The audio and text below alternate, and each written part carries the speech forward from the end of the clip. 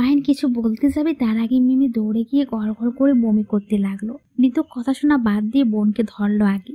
বমি করে হাঁপিয়ে উঠেছে মিমি। নিতু বোনের মুখের সারির দিকে তাকিয়ে জিজ্ঞেস করলো, তোর কি হয়েছে মিমি? মিমি কেঁদে উঠল। এই প্রশ্নটা যেন বারবার তাকে আঘাত করা হয়। মিমি কান্না থামিয়ে বল বউকে কি হয়েছে? এক প্রকার বাধ্য হয়ে মুখ খুলতে হলো মিমিকে।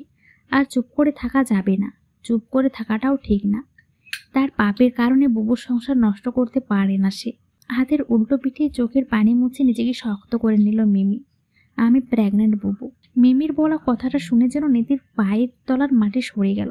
মিমি আরও বলতে লাগলো, মাহিন ভাইয়ের কোনো দোষ নেই, সেই সবের কিছু জানতো না। ওই দিন যখন আলফিকে আমি বলি আমি প্রেগনেন্ট, তখন সে আমায় ভুল বুঝে অনেক বাজে বাজে কথা শুনে। আর এমন অবস্থা আমি কাউকে এই কথা বলতে পারবো না। কি করে বলবো, কি করবো ভেবে পাচ্ছিলাম না। তাই নিজেকে শেষ করে দেবো বলে সিদ্ধান্ত নিই। আর তাই ব্রিজে এসেছিলাম নদীতে ঝাঁপ দেবো বলে।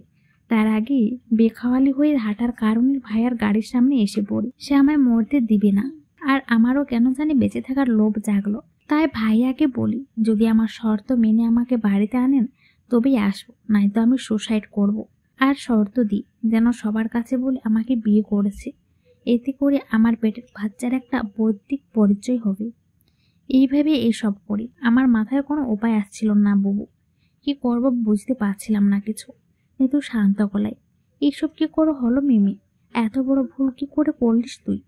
সেই দিন আকাশের জন্মদিনের পার্টি ছিল। পার্টির সন্ধ্যায় বেশ মানুষ না, 7 থেকে 8 জন বন্ধু, শুধু আমরা। আকাশের বাড়িতে পার্টির আয়োজন করা হয়। ওরা হয়তো প্ল্যান করে আলফিকে ড্রিঙ্ক করিয়ে দেয়, আমাকেও করায়। তবে অন্যরকম ফ্লেভার পাওয়ায় আমি আর বেশি খাই না। আর কিছুক্ষণের মধ্যে হঠাৎ বিদ্যুৎ চলে যায়। সবাই হুট করে কোথায় যেন চলে যায়। তারপর কি থেকে কি যেন বুঝতে পারিনি। যখন ঘুম ভাগে আলপির সাথে আমাকে একটা রুমে পাই। আলপি তখন গম্ভীর ঘুমে অচ্ছন্ন। অনেকবার ডেকেও তাকে ঘুম থেকে জাগাতে পারিনি। অন্যদিকে ঘড়িতে 10টা ছুঁই ছুঁই। লেট হয়ে গেলে রীতিমতো মা আস্ত রাখবে না আমায়। যে করে হোক বাড়িতে যেতে হবে জলদি। নিজের সাথে কি হয়েছে সেসব চিন্তা মাথায় ছিল না।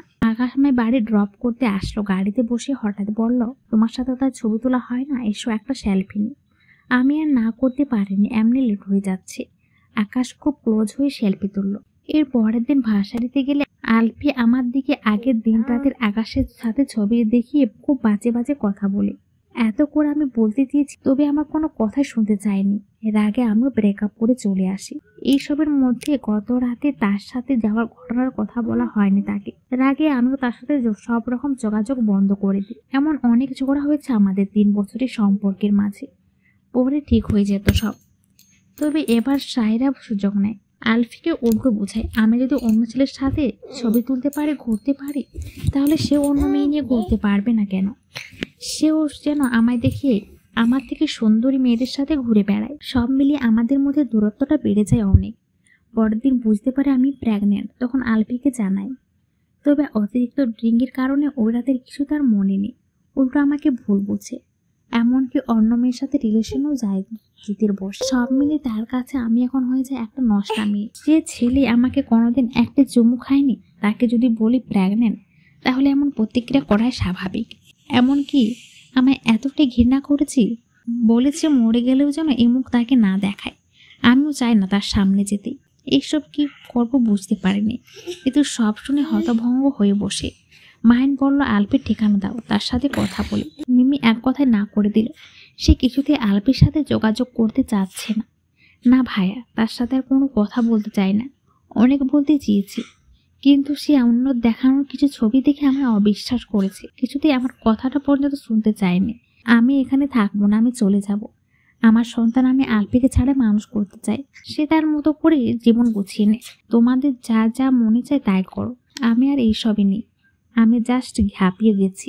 না পারছি বাবা মার সামনে ভালো করে দাঁড়াতে, না একটা কথা বলতে। মাহিন চলে গেল রুম থেকে। তোর কোথাও যেতে হবে না, তুই এখানেই থাকবি বলে মাহিনের পেছু পেছু নিতেও বের হয়ে গেল। এত বড় সত্যি রেখে সকলের থেকে আড়াল করা ঠিক হবে নাকি সবাইকে জানানো উচিত হবে ভেবে পাচ্ছে না নিতু।